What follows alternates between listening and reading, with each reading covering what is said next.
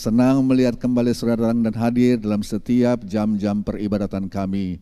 Tuhan memberkati kerinduan dan kehausan saudara dan harapkan sesuatu saudara. Setiap kali umat Tuhan berbuat ibadah dan berbuat bakti, saya menyapa teman-teman yang juga bergabung dengan kita di channel YouTube kami. Saudara mungkin yang baru pertama kali, saya kepingin tahu kalau ada baru pertama kali barangkali hadir di gereja ini, ya boleh angkat tangannya dalam hitungan yang ketiga, boleh ya? 1, 2, 3. Ada teman kami? Oke, baiklah, puji Tuhan, saya senang melihat kembali saudara datang dengan haus dan lapar kepada firman Allah pagi hari ini. Mari saudara, saya mau bicara tentang I choose, ya, aku memilih. Ya. Saudara, di dalam Alkitab kalau kita lihat, ya, ada membicarakan tentang pintu gerbang. Pintu gerbang umpamanya di Kisah Rasul pasal yang keempat diceritakan tentang satu mujizat yang luar biasa. Orang lumpuh yang ada di pintu gerbang bait Allah mengalami mujizat, dan pintu gerbang tersebut disebut pintu gerbang indah. Entah mengapa saudara, kalau saudara pelajari pintu gerbang di Alkitab, Allah sepertinya senang dengan yang namanya pintu gerbang. Ada sesuatu tentang pintu gerbang yang Tuhan senangi, yang Tuhan sukai. Itulah sebabnya gerbang ini disebut gerbang indah. Itu menunjukkan bagaimana Tuhan memandang pintu gerbang itu, dia senang dengan yang namanya pintu-pintu gerbang. Mazmur 87 ayat yang kedua, kalau kita baca Mazmur 87 ayat 2, Tuhan lebih mencintai pintu-pintu gerbang Sion daripada segala tempat kediaman Yakub. Jadi ayat ini menunjukkan bagaimana saudara pintu gerbang gereja Tuhan, pintu gerbang Sion itu menjadi tempat favorit Tuhan. Ya, gereja Tuhan punya fondasinya, gereja Tuhan punya atapnya, ya kan? Tetapi yang menjadi perhatian Tuhan ada pintu gerbang. Ya, pintu gerbang adalah satu tempat, nggak tahu kenapa saudara, bagian favorit daripada bait suci Tuhan. Bagian favorit dari bait suci, bagian favorit tersebut bagi Tuhan adalah gerbang Tuhan. Itu seperti memiliki tempat khusus di hati Tuhan. Ya, saudara. Nah, tentu kita bisa membedakan, ya, ada perbedaan antara yang namanya tembok, ya, tembok dan pintu gerbang. Kalau tembok Bapak Ibu itu menghalangi orang supaya bisa masuk, ya kan? Tetapi kalau pintu gerbang itu akan membiarkan orang masuk. Ya, dan kalau kita tahu bahwa pintu gerbang itu juga mempunyai engsel, saudara, yang dapat berayun terbuka ke dalam boleh, keluar juga boleh, ada dua arah. Jadi di pintu gerbang ini dalam Alkitab, saudara, orang dapat masuk dan keluar dari hadrat Tuhan jika mereka memilihnya. Mereka dapat masuk hadrat Tuhan, mereka pun dapat meninggalkan rumah Tuhan, mereka pun dapat meninggalkan hadrat Tuhan lewat pintu yang sama. Jadi sebab pintu ini bisa terbuka ke dalam, orang masuk, tapi orang mau balik keluar juga itu pintu terbuka keluar. Tergantung pilihan kita. Ya. Jadi Bapak Ibu, engsel dan gerbang di dalam rumah Tuhan itu boleh menunjuk saudara pilihan ilahi. Ya, apa? Pilihan ilahi. Di gerbang yang ada engselnya bisa buka ke dalam, orang masuk, bisa juga buka keluar, orang keluar lagi. Itu menunjuk pilihan ilahi, pilihan kita sebagai orang-orang Kristen. Jadi Tuhan menyukai fakta dan menyukai ide bahwa kita bisa pilih. Ya, Tuhan tidak menciptakan kita seperti robot, saudara, yang dikontrol jarak jauh dengan remote control. Enggak, Tuhan menyukai ide dan fakta bahwa seseorang dapat memilih untuk masuk dan menyembah Tuhan di rumahnya, atau memilih untuk datang dan masuk lewat pintu ini di dalam hadratnya, tapi orang juga bisa memilih untuk keluar, saudara. Ya, nah kita punya pilihan untuk mau melayani Tuhan. Tuhan tidak ingin kita menjadi seperti robot, saudara. Nah, saudara, Allah menciptakan malaikat. Malaikatlah hamba-hamba pesuruh-pesuruhnya Tuhan. Tetapi mungkin sebagian besar pekerjaan malaikat, saudara, tidak ada yang lain. Dia ada di sorga, dia ada di sekitar tahta Allah. Dia diciptakan untuk menyembah Tuhan. Ya, malaikat diciptakan atau diprogram, udah gitu loh, untuk menyembah Tuhan. Gak ada pilihan lain, saudara. Kalau malaikat pilih untuk tidak menyembah Tuhan, dia ditendang keluar dari sorga. Ya, nah saudara, kita melihat fakta bahwa Tuhan senang bahwa kita umat manusia punya choosing, punya pilihan untuk melayani Tuhan, ya, untuk hidup bagi Tuhan, untuk apa lagi? Menghormati Tuhan. Kita punya pilihan untuk melayani Tuhan, menghormati Tuhan, atau juga kita punya pilihan untuk tidak hidup bagi Tuhan. Kita punya pilihan untuk hidup bagi diri kita sendiri. Kita punya pilihan untuk hidup tidak menghormati Tuhan. Ini jadi seperti pintu dua arah. Masuk atau keluar, saudara. Dan itu tergantung pilihan kita.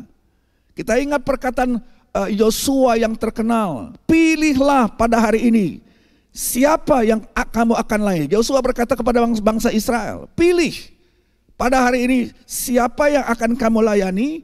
Dan Alkitab berkata, pengakuan Yosua, komitmen Yosua, dia bilang begini, tetapi aku dan seisi rumahku kami akan beribadah kepada Tuhan.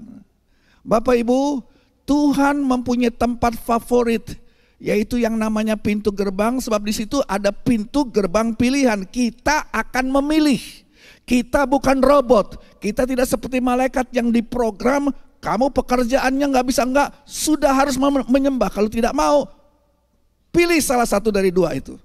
Nah, ketika Tuhan menciptakan manusia, kita mengerti di Taman Eden, Bapak Ibu, Tuhan mengembuskan nafas kepada Adam ke lubang hidungnya, dan Tuhan juga menciptakan Hawa. Dan Tuhan menaruhkan mereka di taman yang permai, di Taman Eden. Dan saudara boleh memikirkan dan merenungkan hal ini.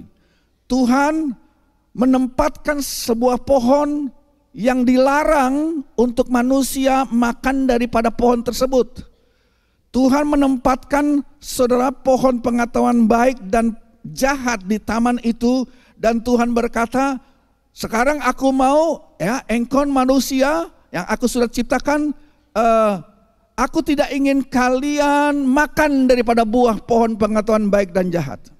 Cuma begini kita pikir, lah kalau Tuhan memang tidak mau manusia makan pohon itu, ya jangan ditanam di situ dong. Ya.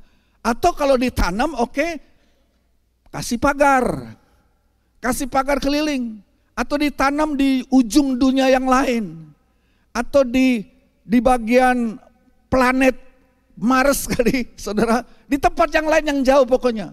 Kalau memang Tuhan kepingin ini pohon pengetahuan baik dan jahat, saudara, dilarang untuk tidak dimakan buahnya. Ya, tapi pertanyaannya, kenapa Tuhan tidak berbuat demikian? Kenapa Tuhan tidak memasang pagar di sekeliling pohon buah pengetahuan baik dan jahat yang notabene Tuhan larang manusia itu memakannya? Kenapa Tuhan tidak kirim saja taruh pohon itu di padang gurun lah yang jauh? Kenapa Tuhan tidak taruh pohon tersebut di tempat yang lain, di ujung bumi yang lain? Tapi Tuhan menaruhkan pohon tersebut enggak dipagari, saudara, enggak dikasih pagar listrik, ada tepat di tengah-tengah taman. Di tengah-tengah taman di mana di situ manusia Tuhan taruhkan. Kenapa? Karena Tuhan menghormati, saudara, hak bebas memilih manusia. Ya, manusia bukan binatang. Saudara, ya, Tuhan ingin manusia memilih dengan kehendak hati bebas mereka, apakah mereka mau mentaati perintah Tuhan untuk tidak memakan buah pohon larang. Jadi saudara pikir di Taman Eden apa ada hukumnya enggak? Ada. Ada larangannya enggak? Ada.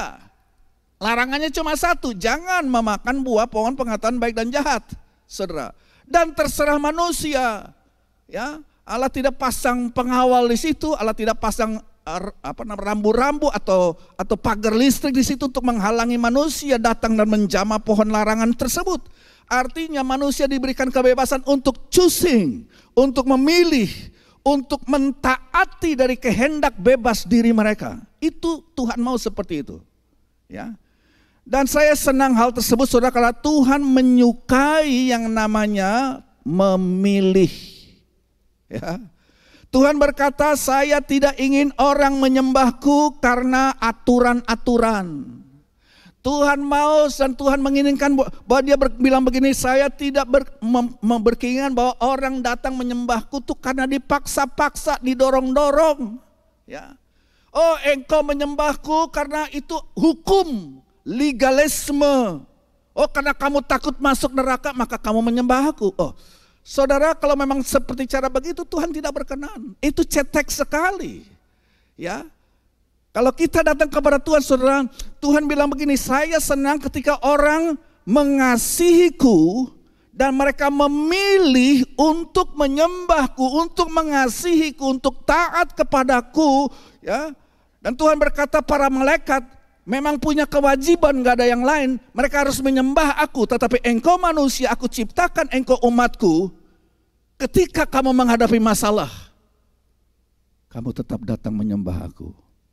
Ketika kamu menghadapi problem, kamu memilih untuk tetap berada di rumahku. Saudara, apakah begitu pada pagi hari ini saudara datang ke tempat ini, saudara memilih, aku datang ke rumah Tuhan dengan satu maksud dan tujuan. Aku tidak dipaksa oleh siapapun. Aku tidak dipaksa oleh keadaan. Walaupun mungkin sekarang perasaan hatiku lagi gak enak.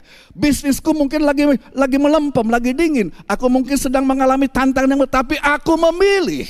Aku datang di rumah Tuhan untuk memuji dan membesarkan nama Tuhan. Berikan kemuliaan bagi Tuhan. Tidak ada yang memaksaku. Aku memilih.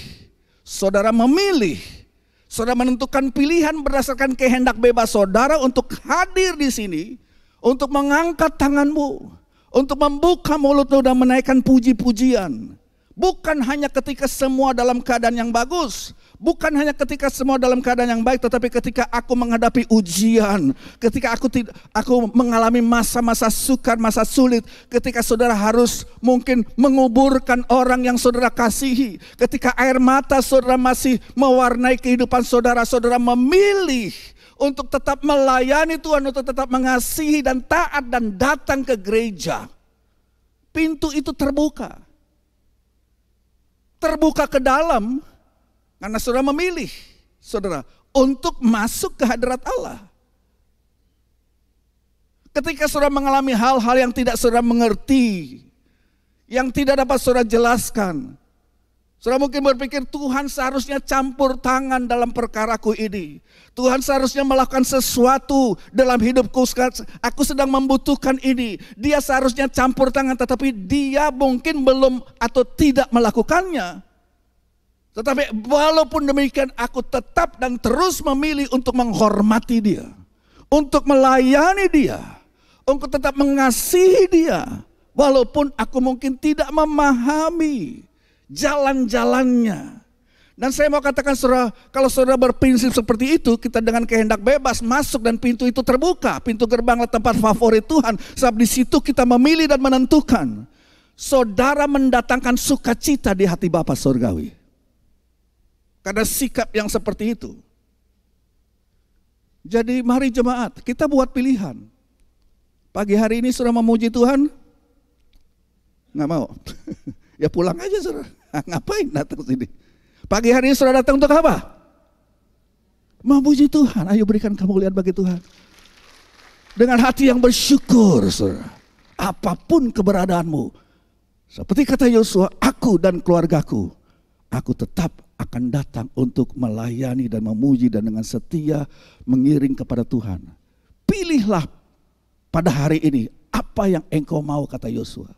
Tapi aku punya prinsip, aku punya komitmen. Sekali Yesus tetap Yesus. Mungkin begitu perkataan daripada Yosua, saudara. Nah, kalau kita melihat dalam Alkitab, saudara, jadi ya kita tidak harus, nggak ada yang paksa saudara untuk memuji Tuhan. Ya, saudara bisa saja duduk di sini dengan pasif, pangku tangan, nggak ada yang mau paksa saudara. Ya, tapi biarlah kita mengerti bahwa Dia layak untuk dipuji saudara, Dia layak untuk menerima kemuliaan daripada umatnya.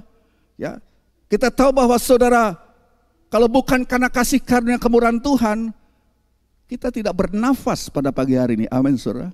Kita hidup oleh karena kasih karunia kemurahan-Mu. Setiap tarikan nafas berikutnya itulah karunia dan pemberian Tuhan yang diberikan dari kasih karunia-Nya kepada kita. Jadi saudara, marilah kita masuk di pintu gerbang itu dan kita mengambil kepilihan. Aku mau berbuat ibadah, aku mau memilih hari ini untuk memuji, membesarkan nama Tuhan, untuk memuliakan Dia.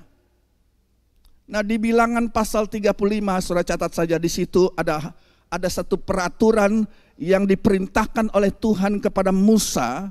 Dan Tuhan bilang begini, Musa, aku mau engkau mendirikan kota-kota yang akan disebut sebagai kota-kota perlindungan. Ya. Jadi di seluruh Israel dari utara sampai ke selatan, kepada Musa diperintahkan supaya ya di tanah perjanjian itu ya umat Tuhan akan mempunyai 6 kota perlindungan. Dan apa maksudnya dengan 6 kota perlindungan dengan nama masing-masing saudara? Ya, maksudnya begini, kota perlindungan adalah tempat di mana orang-orang boleh lari, boleh bergegas masuk melalui pintu gerbang. Kita sedang fokus kepada pintu gerbang. Ada pintu gerbang keputusan, ada pintu gerbang pengambilan keputusan, di mana orang boleh lari memasuki pintu gerbang tersebut dan dilindungi di kota perlindungan yang ada 6 di seluruh Israel pada saat itu. Nah, sebelumnya biarlah saudara mengerti, perjanjian lama adalah masa Taurat, ya, masa perjanjian lama di mana dikatakan mata ganti mata, gigi ganti gigi. Ya, jadi kalau saudara melukai seseorang ya di dalam keluarga saya umpamanya, maka saya memiliki hak di bawah hukum Musa untuk melakukan balas dendam. Mata ganti mata. Kalau aku dirugikan A, saya boleh balas rugikan apa? Ambil sesuatu dengan senilai A dari saudara yang merugikan saya. Itu peraturan hukum Taurat, saudara. Mata ganti mata, gigi ganti gigi. Jikalau saudara melukai seseorang dari keluargaku, saya bisa menuntut balas darah kepada saudara. Itu peraturan Taurat, itu hukum Musa, saudara, di perjanjian lama. Ya, ada cerita di perjanjian lama, saudara, jika seseorang lagi kerja gitu ya, mengayunkan kapaknya atau paculnya, tiba-tiba longgar paculnya, mata kapaknya mental, tak kena kepala orang, bocor kepalanya, atau bahkan mati, saudara. Dikatakan sanak keluarga daripada keluarga tersebut yang sudah dirugikan karena keteledoran orang yang bekerja ini, mata kapaknya copot kena kepala orang, itu keluarganya bisa datang menuntut balas. Bisa menuntut, disebut sebagai penuntut darah, saudara. Ya, jadi misalnya saudara membunuh seseorang secara tidak sengaja, maka ada yang namanya penuntut darah dan dia memiliki hak sebagai kerabat sedarah untuk mengikuti, untuk mengejar saudara, ya, mengikuti kemana saudara pergi, kemudian menemui saudara dan membunuh saudara. Itu peraturan Taurat. Karena kerabatmu juga, keluargamu juga, entah adik, kakak atau apapun, sudah dibunuh oleh orang itu. Jadi Tuhan memerintahkan Musa di sini membangun 6 kota perlindungan dan menempatkan 6 kota itu secara strategis di seluruh negeri Israel, sehingga jika seseorang mendapat masalah, ya, jika seseorang dikejar karena memang dia sudah berbuat salah, dikejar oleh sanak saudara penuntut balas, penuntut darah, jika seseorang memiliki sesuatu di masa lalunya dan penghukuman akan menimpa orang tersebut karena sesuatu yang telah dia lakukan dengan tidak sengaja, maka orang itu kalau dia bisa berlari cepat-cepatan, berlari cukup cepat dan masuk lewat pintu gerbang ke salah satu daripada 6 kota perlindungan, dan si penuntut balas, si penuntut darah itu mengejar dia dari belakang, tapi dia sudah kadung masuk ke kota perlindungan. Kalau dia di dalam kota perlindungan, dia tidak boleh diganggu. Dia aman, dia selamat, saudara. Dia boleh tarik nafas. Si penuntut balas nggak boleh melewati pintu gerbang dan kejar dia ke dalam. Itu menyalahi aturan. Jadi ada jalan keluar bagi mereka yang mempunyai masalah, ya, dosa, ketidaksengajaan dan apapun yang diperbuat di masa lalu, dan ada ancaman bahwa mata ganti mata, penuntut darah akan datang. Tapi Tuhan kasih solusi. Ayo kamu cepat lari ke kota perlindungan, dan untuk itu kamu harus lewat pintu gerbangnya ini. Kita sedang bicara tentang pintu gerbang, Bapak Ibu. Ya. Jadi dapatkah saudara membayangkan, ya, orang yang sudah bersalah tadi, yang sudah saya gambarkan, ya lagi enak-enak macul, ya, mata paculnya terlempar karena kepala orang, ya, orang itu mati, lantas si penuntut balas mau datang, saudara, sudah dikejar. Ya. Bayangkan saudara, kalau tidak ada kota perlindungan, setiap malam saudara tidur, berbaring di tempat tidur saudara mungkin kepikiran, nggak bisa nyenyak tidurnya. Aduh, malam ini kira-kira bisa datang si penuntut darah dan si pembalas itu akan datang. Ya, saya pakai istilah begini, masa laluku menghantui aku. Masa laluku yang aku berbuat kesalahan menghantui dan mengejar aku dan bisa memotong leherku kapan saja kalau aku ditemui. Dapatkah saudara bayangkan jika si penuntut balas, saudara, nggak bisa menemukan saudara? Oke, keturunanmu yang dicari. Keluargamu yang dicari, mungkin anakmu akan dicari, saudara, untuk dibunuh. Itu sistem perjanjian lama memang demikian. Ya, jadi saudara, dapatkah saudara bayangkan ada ketakutan yang menghantui seluruh keluarga yang ada di perjanjian lama. Tetapi jika orang yang telah melakukan sesuatu yang mendatangkan penghukuman dan penghakiman, di mana si penuntut balas darah itu mengejar dia, mencari dan memburu dia, kalau dia bisa lari cukup cepat melewati pintu gerbang salah satu dari 6 kota perlindungan dan melewati pintu gerbang kota-kota tersebut, dia aman di dalam situ. Si penuntut balas harus berhenti di muka pintu itu dan nggak boleh masuk, nggak boleh mengejar terus dan membunuh. Itu melanggar aturan, saudara. Jadi orang itu akan aman di sana, dia dijaga, dia dilindungi. Ya, saudara, kita teringat Mazmur 91. Mazmur 91 ayat 1 dan 2 ini ayat sering kita baca. Saya bacakan Mazmur 91 ayat 1 dan 2. Orang yang duduk dalam lindungan yang maha tinggi dan bermalam dalam naungan yang maha kuasa, ayat 2, akan berkata kepada Tuhan, tempat perlindungan. Jadi Tuhan adalah seperti kota perlindungan, kubu pertahananku, Allahku yang ku percayai. Jadi Bapak Ibu, ketika orang berlari dari si penuntut darah, ya, dan penuntut darah mengejar dari belakang dengan membawa pedang keadilan. Tapi saat orang itu membuat keputusan untuk menerobos masuk pintu gerbang, dia ambil keputusan, saya harus masuk ke kota perlindungan lewat pintu gerbang tersebut, dan si penuntut darah tidak bisa maju lebih jauh lagi. Dia harus berhenti di muka pintu itu, dan orang yang sudah dikejar yang bersalah itu masuk ke dalam dan dia aman di situ. Ya, dia berhasil masuk ke kota perlindungan yang kita sudah lihat tadi. Ya, Allah, Yesus Kristus adalah kota perlindungan kita. Yang percaya katakan amin. Ketika saudara datang kepada Yesus dengan sukarela, saudara, ketika saudara masuk ke kota perlindungan melalui apa? Melalui luka-luka Yesus. Ketika saudara masuk ke dalam Kristus melalui salibnya. Ketika penghukuman dan penghakiman atas apa yang telah saudara lakukan di masa lalu coba mengejar saudara,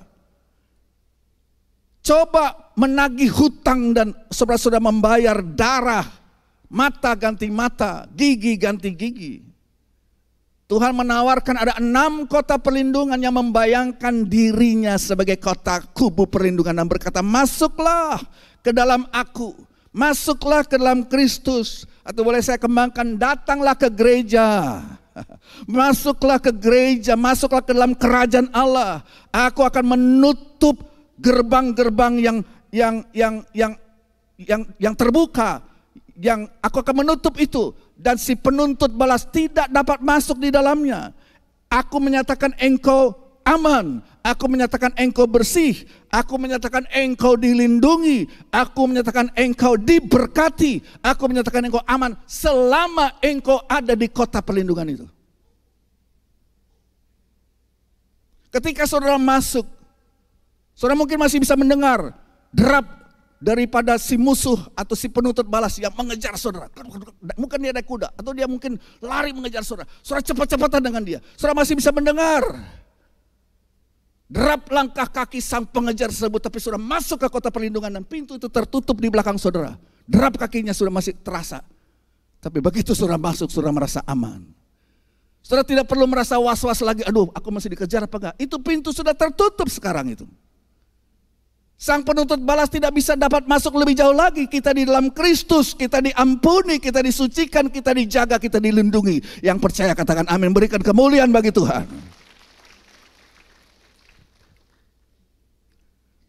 Jadi ada sesuatu yang kuat yang terjadi ketika saudara dengan sukarela melalui pintu gerbang pilihanmu saudara, ya, menyerahkan hidup saudara kepada Yesus yang adalah kota perlindungan kita.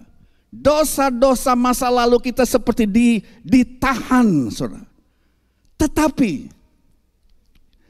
saudara, ada masalah juga berhubungan dengan kota perlindungan ini, ya. Ada, ya saya sebut kerugian atau masalah di kota perlindungan, yaitu seperti ini. Saya sudah katakan tadi bahwa pintu itu punya engsel yang bisa buka ke dalam, orang bisa masuk. Tapi pintu yang sama yang dilewati orang untuk berlari, dia ambil keputusan, ya, melalui pintu gerbang keputusan dia masuk ke kota perlindungan, dia dilindungi di dalam. Pintu yang sama itu juga bisa terbuka keluar. Lu mau keluar lagi, monggo, silakan, nggak ada yang mau larang. Itu persoalannya. Ada pilihan Bapak Ibu.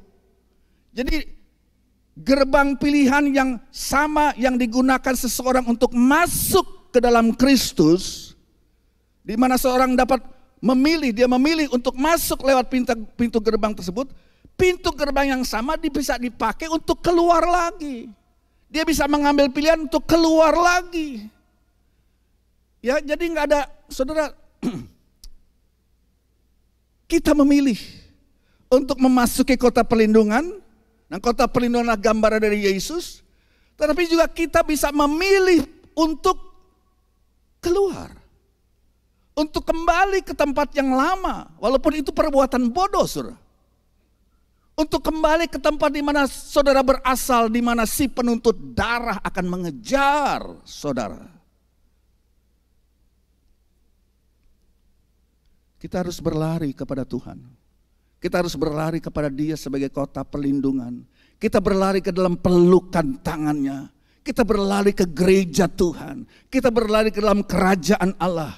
Nah, ada satu kisah yang merupakan gambaran, ya, merupakan ilustrasi yang berhubungan dengan kota perlindungan, dengan gerbang kota perlindungan, salah satunya yang bernama Hebron. Ada 6 kota perlindungan, salah satunya adalah kota Hebron, saudara. Dan ada satu kejadian menarik yang mungkin dapat saudara baca di 2 Samuel pasal 3 itu, ya, dari ayat 1 sampai ayat 33, saudara. Terlalu panjang untuk kita baca, tapi saya berikan ringkasannya saja, ya. Kisah di 2 Samuel pasal 3 menjadi ilustrasi buat kita tentang seseorang yang namanya Abner, ya. Abner, dan Alkitab mengatakan bahwa di 2 Samuel pasal 3 ayat 33, boleh tampilkan. 2 Samuel 3 ayat 33, si Abner ini dia mati seperti orang bodoh mati. Ya. Saya bacakan 2 Samuel 3 ayat 33. Karena Abner, raja mengucapkan nyanyian ratapan ini, apakah Abner harus mati seperti orang bebal? Kenapa Abner diratapi oleh Raja Daud mati seperti orang bebal? Karena kalau saudara baca kisahnya di 2 Samuel pasal 3, saudara, ini berkaitan dengan pintu gerbang kota perlindungan Dari 6 kota itu salah satunya bernama Hebron. Abner ini melakukan hal yang persis sama seperti apa yang saya sudah sampaikan sebelumnya, yaitu dia membunuh seseorang ya yang adalah saudara dari seorang yang bernama Yoab ya. Abner membunuh anggota keluarga daripada seorang, dia merupakan kakak daripada orang yang dibunuh oleh Abner, dan kakak ini seorang militer yang handal ya, dia panglima perang Daud, namanya Yoab. Dia seorang pembunuh, saudara. Dia killer ini si Yoab, saudara. Dan singkat cerita, saudara, Yoab itu mengutus utusannya untuk jadi si Abner ini, saudara, ganti dia tinggal di Hebron, dia malah jalan-jalan di luar. Ya, ada banyak urusan dia di luar. Dan si Yoab ini memperhatikan hal tersebut. Ya, jadi Yoab, ya, dia punya hak untuk membalas, untuk membunuh Abner sebab Abner pernah membunuh keluarganya, adiknya atau ya, adiknya kalau saya tidak salah ya. Nah, sekarang Abner itu ada di luar kota Hebron, jadi Abner dijemput oleh siapa namanya? Oleh Yoab. Dijemput kemana? Dijemput dibawa ke pintu gerbang kota Hebron, dan kota Hebron adalah salah satu daripada 6 kota pelindungan. Seharusnya si Abner ada dalam kota pelindungan itu, tapi dia ada di luar. Ya, dia udah masuk, mungkin dia keluar lagi, karena ada sesuatu yang menarik yang dia harus kerjakan mungkin di luar. Dan sang penuntut balas itu Yoab memperhatikan tentang hal tersebut, dan kalau saudara perhatikan, saudara, ya, Abner itu dijemput ke pintu gerbang kota Hebron. Dan Yoab, kalau saudara perhatikan di situ, di 2 Samuel pasal 3, mengajak Abner, menarik dia ke samping di pintu gerbang, kejadiannya di pintu gerbang kota Hebron, yang adalah notabene adalah kota pelindungan. Di situ dia ajak ngomong pelan-pelan, mungkin dibujuk-bujuk, entah bagaimana, dan tiba-tiba dia tikam, mati.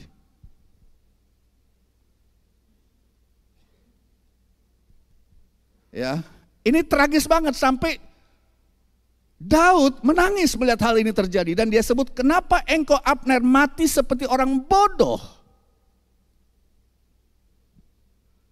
Dan saudara mungkin dapat menggambarkan, sebab Yoab menyuruh utusan untuk memanggil Abner yang sudah keluar dari kota pelindungan Hebron untuk kembali di pintu gerbang tersebut untuk berbicara secara diam-diam dengan Abner dan membunuhnya, menikamnya juga dengan diam-diam. Saudara, Yoab mengutus utusan untuk menjemput Abner dan berbicara kepada Abner. Ini boleh bicara, merupakan lukisan bagaimana Abner memanggil. Panggilan dari masa lalu, saudara. Ini menjadi gambaran bagaimana masa lalu kita bisa memanggil kita kembali. Ayo kembali. Ayo kembali ke pintu gerbang keputusan. Ayo kembali. Saudara, cara musuh memperlakukan kita memang seperti itu. Gak apa-apalah. Itu tidak terlalu buruk. Ya, saya tahu engkau mungkin hampir mati, tapi gak apa-apa. Ya, engkau hampir hancur, tapi ayo kembali ke sana. Alkitab mengatakan bahwa ketika seseorang masuk ke dalam Kristus dan Tuhan memerdekakan saudara daripada ikatan-ikatan masa lalumu, hal-hal yang mau digunakan setan untuk menghancurkan kehidupan saudara, dan saudara masuk ke dalam Kristus, saudara tinggalkan hal tersebut, tetapi pintu keputusan bisa terbuka ke dalam, saudara masuk, tapi juga bisa terbuka keluar. Sebab Abner memilih untuk keluar, dan dari luar dia dipanggil oleh Yoab, dibujuk untuk datang, dijemput untuk datang pas di pintu gerbang, diomong-omongin, dibisik-bisik sambil ditarik ke samping, ditubles, sudah mati. Itu cara kerja daripada si iblis, saudara. Itu bayangan bagaimana iblis mau supaya kita kembali kepada masa lalu kita. Panggilan di masa lalu yang menawarkan kepada kita pintu yang sama, pintu pilihan yang kita sudah buat. Aku mau masuk dalam Kristus, pintu pilihan itu juga tetap terbuka. Kalau sudah mau keluar, dan itu tergantung kepada kita. Saudara, Alkitab itu menggambarkan orang itu seperti apa. Kalau yang sudah masuk dan mengalami berkat keselamatan dalam Kristus, tapi morsal, dia kembali keluar. Dia bodoh. Di 2 Petrus pasal 2 ayat 22, kalau kita lihat ya 2 Petrus 2 ayat 22 dikatakan, ya, orang yang seperti itu dikatakan, bagi mereka cocok apa yang dikatakan peribahasa yang benar ini. Anjing kembali ke muntahnya dan babi yang mandi kembali lagi ke kubangannya. Ini orang yang mundur, orang yang murtad. Tapi kita punya pilihan. Pintu gerbang ini adalah pintu gerbang pilihan. Dan apakah sudah melihat Yoab, si penuntut balas itu datang ke gerbang kota Hebron dan memanggil-manggil mungkin si Abner. Ayo, ya, mari kita datang. Kita mau bicara, saya mau bicara dengan kamu di pintu gerbang ini. Ya, saudara. Nah, Alkitab katakan dalam peraturan Taurat mengenai 6 kota perlindungan adalah, selama imam besar di kota perlindungan itu masih hidup, maka orang yang lari ke kota perlindungan itu akan terpelihara. Keluarganya akan terpelihara. Ya, sampai kepada matinya imam besar tersebut, baru dia boleh bebas. Ya. Jadi dia harus terus berada di kota perlindungan melewati pintu gerbang tersebut selama imam besar itu ada. Dan kita tahu siapakah imam besar kita. Siapa saudara? Dialah Yesus Kristus lah imam besar kita. Kita masuk ke sana. Selama imam besar masih hidup, dia terjadikan dan terlindungi di sana. Tetapi jangan lupa saudara, ini ada cerita tentang Abner yang saudara baca tadi. Ya. Suatu hari Yoab akan mengajak Abner. Salahnya Abner kok nggak di dalam kota perlindungan. Dia sudah jalan-jalan di luar, diajak untuk kembali ke kota perlindungan, tapi cukup sampai di pintu gerbang pemilihan, putusan. Dan di sana dia ditikam, di sana dia dibunuh. Dan Daud mengatakan dia mati seperti orang bodoh. Ringkasan hidup daripada Abner dalam Alkitab dikatakan dia mati seperti orang bodoh mati. Jadi apa yang saya mau khotbahkan kepada saudara pada pagi hari ini adalah, saudara, lebih baik kita tetap tinggal di rumah Tuhan. Yang percaya katakan amin. Saudara, lebih baik tetap berada dalam hadirat Tuhan. Sudah jangan tinggalkan lagi. Ngapain? Di luar sang penuntut balas ada mengancam saudara.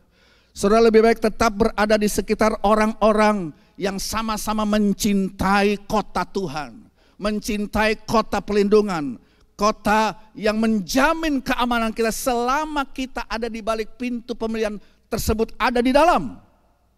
Saudara, lebih baik memastikan bahwa saudara tidak kembali ke tempat di mana Tuhan sudah menyelamatkan saudara.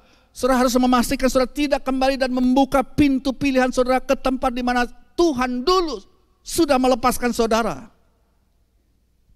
Ya, di kota perlindungan, di gereja ini kalau saya boleh gambarkan bukan tempat yang sempurna juga saudara.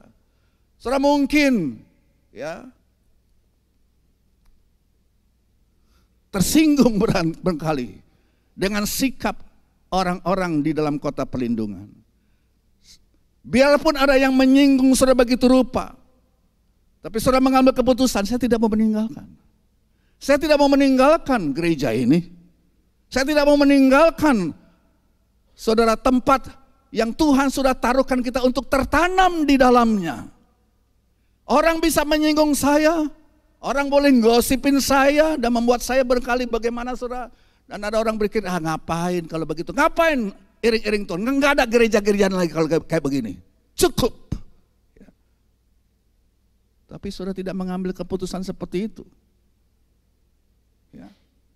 Saudara mengambil keputusan, tidak ada orang yang bisa menyinggung saya yang akan membuat saya begitu mengerah, kemudian saya akan tinggalkan kota perlindungan. Saya tidak akan pernah meninggalkan rumah Tuhan. Saya tidak pernah akan pergi. Saya tidak pernah akan mau mundur. Istilahnya sekali Yesus dan tetap Yesus. Saya tidak akan kembali kepada kehidupan yang dulu.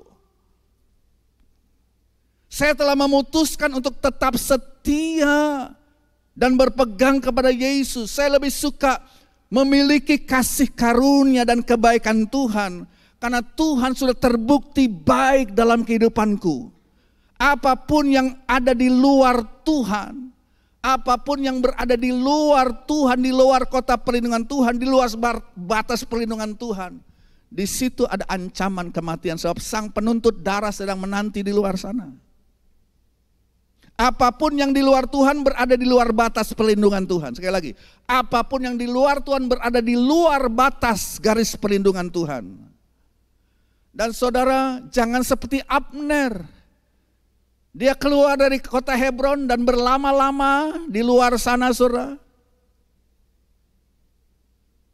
Mazmur 34 ayat 8 ada janji Tuhan dikatakan di sana. Mazmur 34 ayat 8, malaikat Tuhan berkemah di sekeliling orang-orang yang takut akan dia. Jadi saudara, tidak semua orang memiliki penjagaan malaikat Tuhan. Penjagaan malaikat Tuhan yang berkeliling merupakan seperti kota berkubu, kota yang menjaga dan melindungi kita. Itu berlaku bagi kita yang hidup takut akan Tuhan, yang takut akan Dia. Nah persoalannya saudara, ada orang yang bolak-balik. Hari ini dia masuk, besok dia keluar lagi. Minggu depan dia masuk lagi. Bulan depan dia keluar lagi. Bolak-balik keluar masuk. Saudara, memang itu pintu bisa buka ke dalam, bisa buka keluar. Tapi saya mau mengatakan kehidupan Kristen bukan yang seperti itu. Tidak ada sukacita di dalam hal yang seperti itu. Ya Tuhan itu maha murah ya saudara. Tuhan itu maha pengampun. Dia maha murah. Waktu kita kembali lewat pintu itu dan dia terima kita selalu. Dia selalu terbuka tangan menerima kita saudara. Sebab Tuhan selalu mengampuni kita yang mau datang kepada Dia minta ampun. Ya.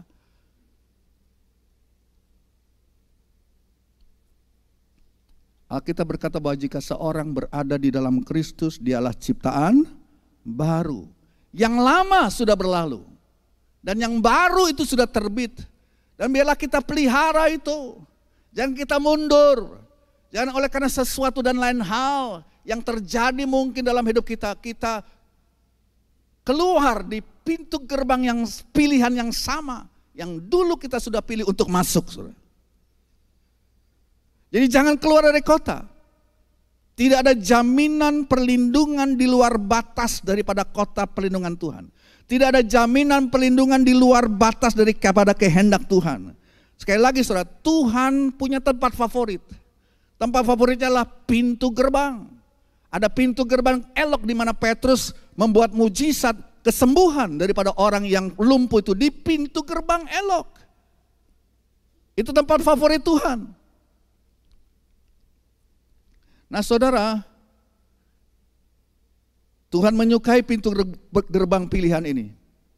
Jadi begini saudara, ayat Alkitab juga mengatakan bahwa Tuhan menempatkan pintu gerbang di neraka. Ada yang namanya pintu gerbang alam maut, pintu gerbang neraka. Ya, di Markus pasal 16 saudara, di situ Yesus berkata, gerbang neraka, pintu gerbang neraka. Saudara, jadi neraka punya pintu gerbang, tapi dikatakan gerbang neraka tidak akan bisa menahan anak-anak Tuhan. Gerbang neraka tidak bisa menang atas kita umat Tuhan. Artinya apa saudara? Artinya apa? Bahwa neraka punya pintu gerbang, cuma pintu gerbang ini tidak dapat menang terhadap kita yang sudah menyerahkan diri kita kepada Kristus. Yang sudah masuk ke kota perlindungan. Maksudnya apa?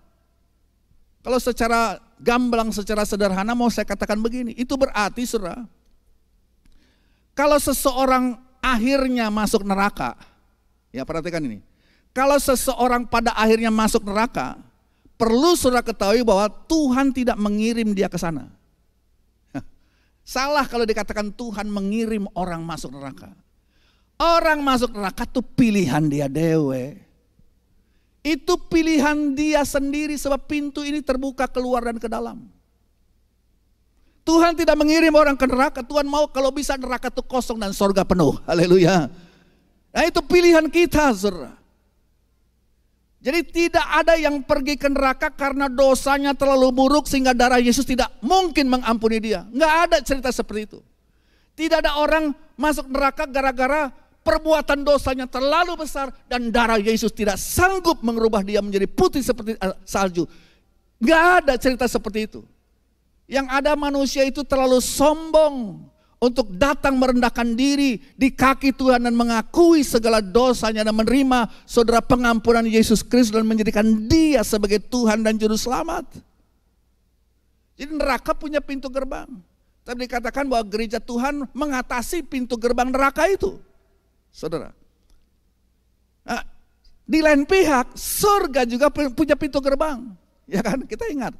Yohanes di Pulau Patmos dia mendapat penglihatan, dia diangkat ke sorga, saudara, dan dia melihat kemuliaan sorga, ya Yerusalem yang baru. Ada 12 pintu gerbang di Yerusalem baru, kota suci itu. Jadi di neraka ada pintu gerbang, di surga juga ada pintu gerbangnya. Artinya saudara punya pilihan. Saudara sedang memilih hari ini. Mau ke sorga atau mau ke neraka. Nah orang mungkin katakan, enggak, saya netral aja. Enggak ada netral-netral. Di dalam Kristus enggak ada netral, saudara ya. Enggak ada netralitas di dalam Kristus. Entah saudara melayani Tuhan dan mengasihi Tuhan, atau saudara tidak melayani Tuhan dan tidak mengasihi Tuhan. Itu aja.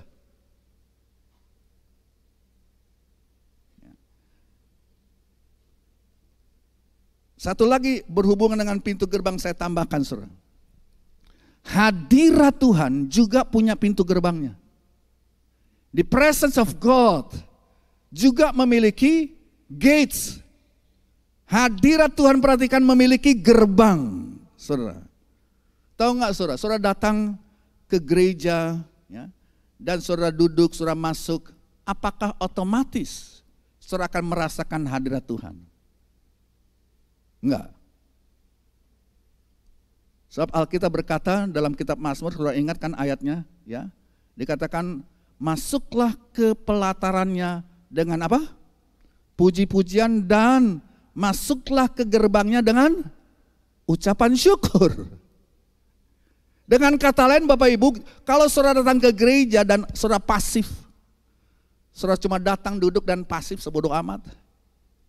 Ya. Bagaimana kita mau merasakan ada pintu gerbang hadirat Allah? Sebab hadirat Tuhan juga memiliki pintu gerbang. Sebab dikatakan masuklah ke gerbangnya, ke gerbang hadiratnya dan kehadirannya.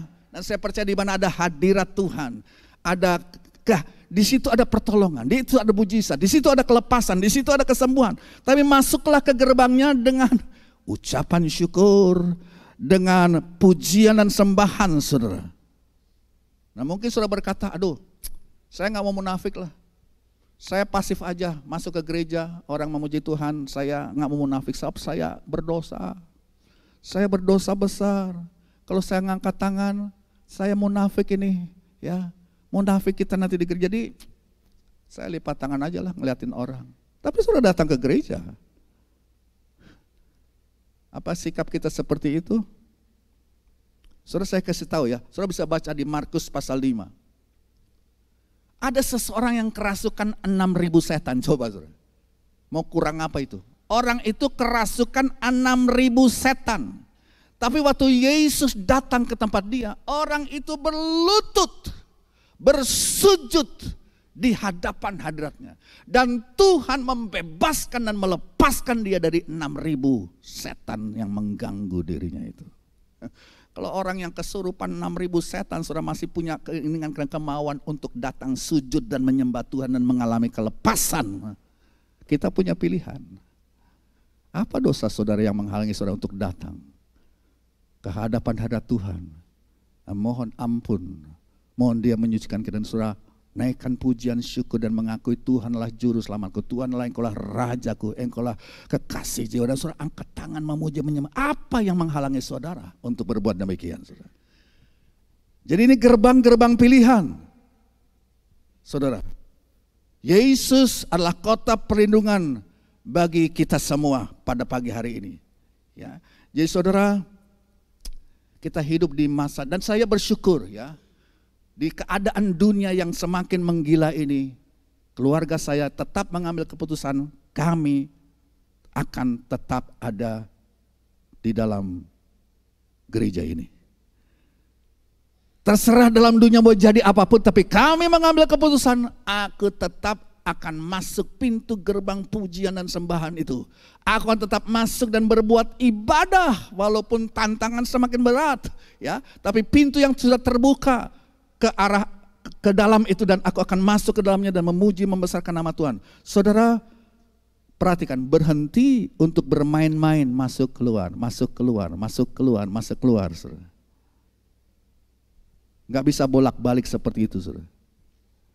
Saya percaya bahwa setiap kita, setiap anak-anak muda, setiap orang tua siap untuk berkata, saya mau sujud, mengambil keputusan untuk sujud menyembah Sang Raja.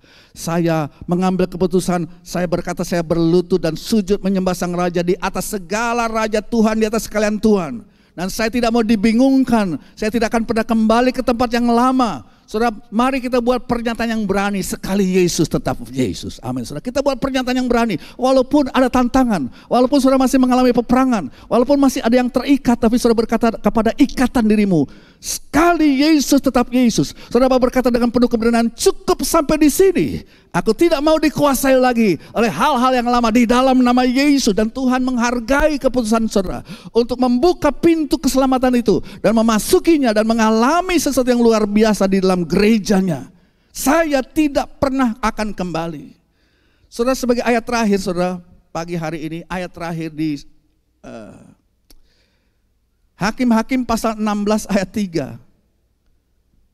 Hakim-Hakim 16 ayat 3 saya bacakan. Tetapi Simson tidur di situ sampai tengah malam. Pada waktu tengah malam bangunlah ia, dipegangnya kedua daun apa? Pintu gerbang kota. Ini kota Gaza. Dan kedua tiang pintu dicabutnya beserta dengan palangnya, diletakkannya di atas kedua bahunya. Lalu semuanya itu diangkatnya ke puncak gunung yang berhadapan dengan Hebron. Malam akhir zaman, ada pintu gerbang yang berdiri kokoh di kota Gaza yang mau membuat Simson tertangkap.